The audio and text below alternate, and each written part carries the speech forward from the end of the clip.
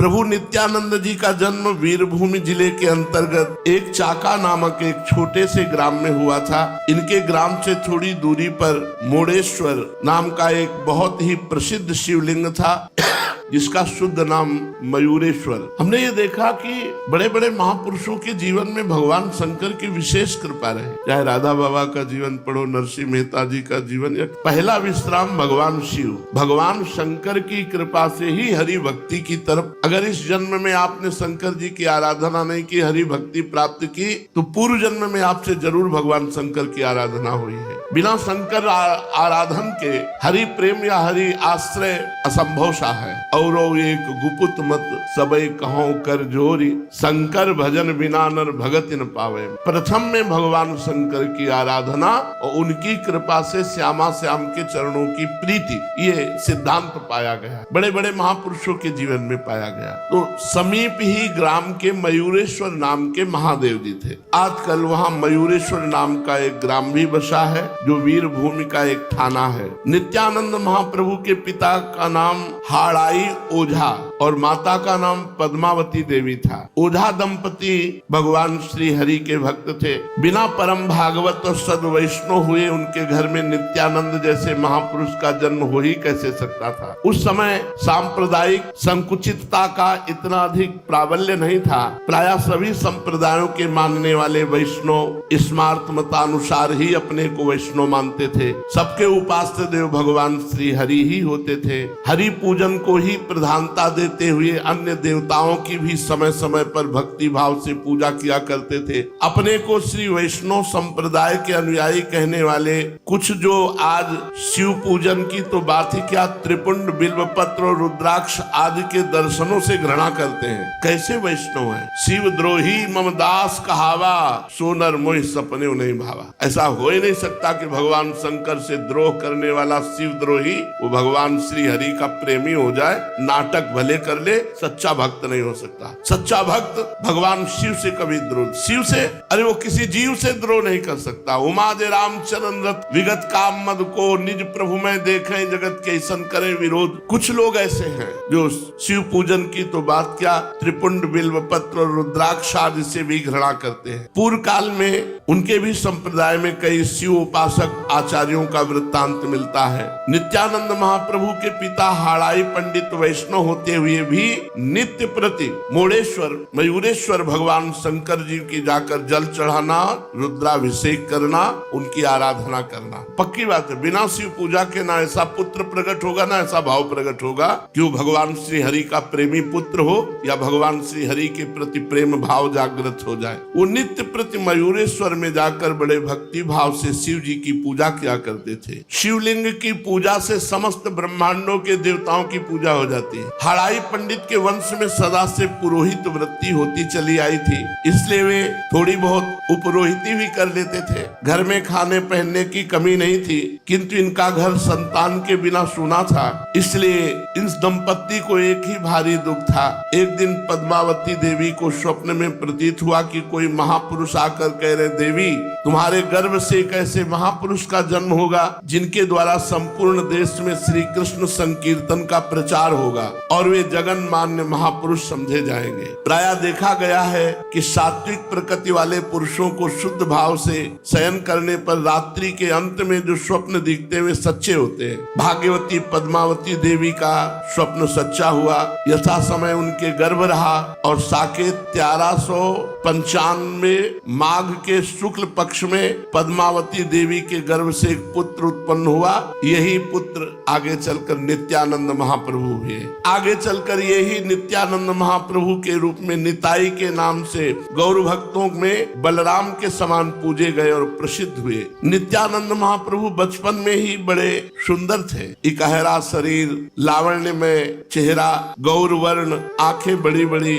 स्वच्छ और सुहावनी थी। इनकी बुद्धि बाल्यकाल से ही बड़ी तीक्ष्ण थी। 5 वर्ष की अवस्था में इनका विद्यारंभ संस्कार कराया गया। विद्यारंभ संस्कार होते ही एक खूब मनोयोग योग के साथ अध्ययन करने लगे। थोड़े ही समय में इन्हें संस्कृत साहित्य तथा व्याकरण का अच्छा ज्ञान हो गया। ये पाठशाला के समय में तो पढ़ने जाते, शेष समय में बालकों के साथ खूब खेल कूद भी करते। इनके खेल अन्य साधारण प्राकृतिक बालकों की भांति नहीं होते थे। ये बालकों के साथ लेकर छोटी उम्र में ही श्री कृष्ण लीलाओं का अभिनय किया करते। किसी बालक को कृष्ण बना देते, किसी को ग्वाल बाल, और आप स्वयं बलराम बन जाते। कभी गौचारण लीला करते, कभी कुलीन भोजन का अभिनय करते, कभी मथुरा गमन की लीला बालकों से कराते। इन्हें ये लीलाएं किसी ने सिखाई नहीं थी। ये बालवत लीलाओं में भगवत लीला करते। इसका किसी को कुछ पता नहीं कि ये कितने बड़े महापुरुष हमारे साथ हैं। जब प्रकाशित होते तब पता चलता है, नहीं तो गांव गली में कोई थोड़ी जानता है कि कोई महापुरुष भी हमारे घर में पैदा हुआ है। वो तो साधारण मनुष्य की तरह लीला होती। जब प्रकाशित होता है तब लगता है अच्छा ऐसा। ये सभी शास्त्रीय लीला ही किया करते। कभी कभी आप रामायण की लीलाओं को बालकों से कराते, किसी को राम बना देते, किसी को भरत शत्रुघ्न, और आप लक्ष्मण सदैव बनते रामलीला में, क्योंकि कृष्ण लीला में जो बलराम बने वही रामलीला में लक्ष्मण बने। शेष बालकों को रीछ वानर बनाकर भिन्न भिन्न स्थानों की लीलाओं का अभिनय करते। कभी तो वन गमन का अभिनय करते, कभी चित्रकूट का भाव दर्शाते, कभी सीताहरण का अभिनय करते। एक दिन आप लक्ष्मण मूर्छा की लीला कर रहे थे। आप स्वयं लक्ष्मण बनकर मेघनाथ की शक्ति से बेहोश होकर पड़े थे। एक लड़के को हनुमान जी बनाकर संजीवनी लाने के लिए भेजा। वो लड़का छोटा था, वो अभिनय भूल गया, खेलने लगा। अब ये अभिनय में बलराम जी, जिन्हें कहा गया, जिन्हें नित्यानंद महाप्रभु कहा गया, ये लक्ष्मण के आवेश में मूर्छित पड़े। अब बेहोश, ये तो सच्चे बेहोश सचमुच। जब बहुत समय तक इनको चेतना नहीं आई तो वैद्यों ने देखा तो ना इनकी नाड़ी चल रही थी और ना इनके हृदय में प्राण धड़क रहे थे, बिल्कुल ऐसे शांत। बहुत जगाया गया बहुत, और लेकिन नहीं जगे। तब इनके पिता के पास सूचना पहुंची कि पता नहीं क्या हो गया। दौड़कर इनके पिता आए, बहुत जगाया तो भी नहीं जगे। पिता को भारी दुख हुआ। इतने में एक भक्त ने कहा कि ये लीला कर रहे थे, लक्ष्मण जी को मेघनाथ ने शक्ति मारी, ये लीला करे। तो हनुमान जी जो बोले थे वो कहाँ है? वो छोटे बालक तो खेल रहे थे। अरे बोले जल्दी कर, औषधि का नाटक कर कि मैं द्रोणागिरी से संजीवनी बूटी लाया हूँ। और राम रूप बैठे हुए लक्ष्मण जी को गोद में लिए हुए हनुमान जी बनने वाले लड़के को बुलाया गया और उसे जब अभिनय कराया गया और वो आके कहता है कि ये मैं द्रोणागिरी पर्वत ले आया संजीवनी बूटी। और जब वैद्य सुषेण जो बना हुआ लड़का वो सुंघाता है तो तुरंत होश में आ जाते। नहीं तो डॉक्टरों ने परीक्षा की, न प्राण चल रहे थे न नाड़ी चल रही थी। इस प्रकार ये बाल्यकाल में ही भांति भांति की शास्त्रीय लीलाओं का अभिनय किया करते थे। पढ़ने लिखने में ये अपने सभी साथियों में सर्वश्रेष्ठ समझे जाते थे। इनकी बुद्धि अत्यंत ही तीक्ष्ण थी। प्रायः देखा गया है पिता का ज्येष्ठ पुत्र के प्रति अत्यधिक प्रेम होता है और माता का सबसे छोटी संतान पर प्रेम होता है। और क्या, बड़े वाले को पिता प्रेम करे, छोटे वाले को माता प्रेम करे, तो बीच वाला भगवान का प्रेमी बन जाए। फिर तो ये रूप और गुणों में भी अद्वितीय हो और भगवत भाव हो, कितना सुंदर। तो नित्यानंद महाप्रभु बाल्यावस्था से ही बहुत सुंदर रखते। इसी कारण ओझा जी इन्हें प्राणों से भी अधिक प्यार करते थे, जो इनके पिताजी थे। वे जहां भी कहीं जाते वहीं इन्हें साथ ले जाते। इनके बिना उन्हें कहीं जाना आना या अकेले बैठकर खाना पीना अच्छा ही नहीं लगता था। माता भी इनके मनोहर मुख कमल को देख करके सदा आनंद सागर में डुबकियां लगाती रहती थी। इस प्रकार इनकी व्यतीत हुई 13 वर्ष की अवस्था। हड़ाई पंडित जी बड़े साधु भक्त थे। प्रायः हमेशा ही कोई साधु संत इनके घर में आते रहते थे। ये भी यथाशक्ति जैसा घर में रूखा सूखा अन्न होता उसके द्वारा श्रद्धा पूर्वक आगत साधु संतों का सत्कार किया करते थे। एक दिन एक सन्यासी जी आकर हड़ाई पंडित के यहाँ आतिथ्य हुए। पंडित जी ने श्रद्धा पूर्वक उनका आतिथ्य किया। पद्मावती देवी ने शुद्धता के साथ अपने हाथों से दाल चावल पकौड़ी कई प्रकार के साग ये सब बनाए। पंडित जी ने भक्ति भाव से सन्यासी जी को भोजन कराया। इसके भक्ति भाव को देखकर सन्यासी जी महात्मा बड़े प्रसन्न हुए और बहुत प्रार्थना करने पर 2-4 दिन रुक गए। पंडित जी ने यथाशक्ति खूब सेवा शुश्रूषा की। सन्यासी जी बड़े तेजस्वी रूपवान थे। उनके चेहरे पर एक भागवतिक ज्योति हमेशा दमकती रहती थी। आकृति से गंभीरता, सच्चरित्रता, पवित्रता, तेजस्विता, भगवत भक्ति के भाव प्रकट हो रहे थे। नित्यानंद महाप्रभु के पिता की बड़ी श्रद्धा हुई इन सन्यासी जी पर। कब अवस्था में इतना तेज, इतना प्रभाव, अत्यधिक प्रभावित हो गए नित्यानंद महाप्रभु के पिताजी। एक दिन एकांत में सन्यासी जी ने हाड़ाई पंडित से कहा, पंडित जी आपने तो भिक्षा कराई, अब दक्षिणा भी दीजिए। दीनता प्रकट करते हुए हाड़ाई पंडित ने कहा कि प्रभु सही बतावें तो इस दीनहीन कंगाल के पास आपको देने के लिए हमारे पास कुछ नहीं। अगर आप कोई दक्षिणा मांगे तो हमारे पास कोई दक्षिणा है नहीं, क्योंकि खान पान की कमी नहीं है और धन इतना है नहीं कि हम दे सके। बस भगवान की कृपा से इतना अन्न है जिससे निर्वाह हो जाता है। आप बताइए मेरे पास ऐसी कौन सी वस्तु है जो मैं आपको दक्षिणा में दे दूं। वैसे तो जो कुछ उपस्थित है वो सब आपका है, आप केवल बता दीजिए। अगर आप कह दे तो मैं अभी प्राण दे दूं, अपना शरीर दे दूं, जो आप कह दे। सन्यासी जी गंभीर होकर कहा, पंडित जी मेरी दृष्टि में जो चीज है वो तुम ही दे सकते हो, पर वो धन नहीं है, वो पार्थिव वस्तु नहीं है, बड़ी मूल्यवान है, तुम्हारे पास है। और मुझे पता है जब मैं कहूंगा तो तुम आनाकानी करोगे, नहीं दोगे, तो क्योंकि वो वस्तु तुम्हें बहुत प्रिय है।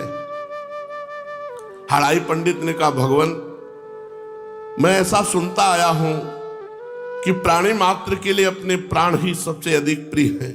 यदि आप अभी कहें तो मैं अपने प्राणों को आपको दे दूं। जब मैं प्राण देने के लिए तैयार हूं तो और कौन सी वस्तु रह गई। सन्यासी जी ने कहा, मैं तुम्हारे शरीर के भीतर के प्राण नहीं चाहता, शरीर के बाहर के प्राण चाहता हूं। बाहर का प्राण नित्यानंद महाप्रभु। तो अपने प्राणों से भी प्यारे इस पुत्र को मुझे दे दो। मैं सभी तीर्थों की यात्रा कराऊंगा और इसे एक महान पुरुष बनाऊंगा, और मुझे आवश्यकता है एक सहयोगी की।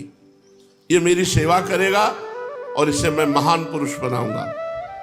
तुम्हारा पुत्र, तुम्हें पता नहीं ये कौन है, कितना होनहार है, इससे जगत का कल्याण होगा, तुम्हारा मंगल होगा। सन्यासी जी की बात सुनकर सुन्न पड़ गए पंडित जी। उनको स्वप्न में भी ये बात नहीं स्फुरित थी कि ये ऐसा मांग लेंगे। अब प्राणों से भी अधिक प्रिय पुत्र, जिसके जीने के लिए प्रतिपल देखना, सुनना, खिलाना, दुलार करना, वही जीवन जा रहा हो तो कैसे जिए। सदा के लिए मांग लिया। कौन पिता ऐसा होगा कि अपने पुत्र को ऐसे दे दे।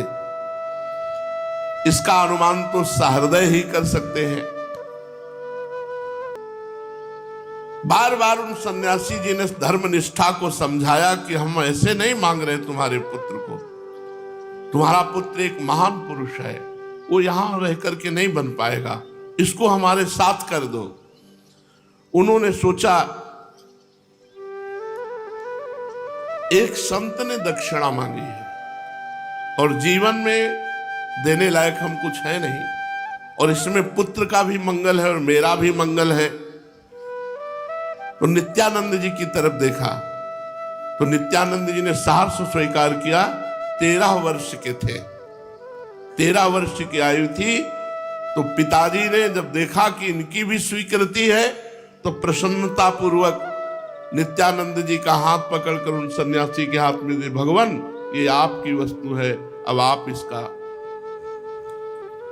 नित्यानंद महाप्रभु ने जे ही हाथ पकड़ाया तो माता पिता की तरफ पीठ किए हुए थे, मुड़कर नहीं देखा, जीवन में मुड़ के नहीं देखा। ये महापुरुषों में स्थिति होती है, जीवन में मुड़ के नहीं देखा। हाथ पकड़ा दिया तो गुरु के साथ चल दिया, जीवन में मुड़कर कभी जन्मभूमि नहीं गए, कभी मुड़कर माता पिता को नहीं देखा, न किसी कुटुंबी से बात की, न किसी कुटुंबी की तरफ देखा। सन्यासी जी के साथ नित्यानंद जी भारतवर्ष के प्राय सभी मुख्य मुख्य तीर्थों की यात्रा की। आगे शेष चर्चा की। श्री राधा वल्लभ लाल।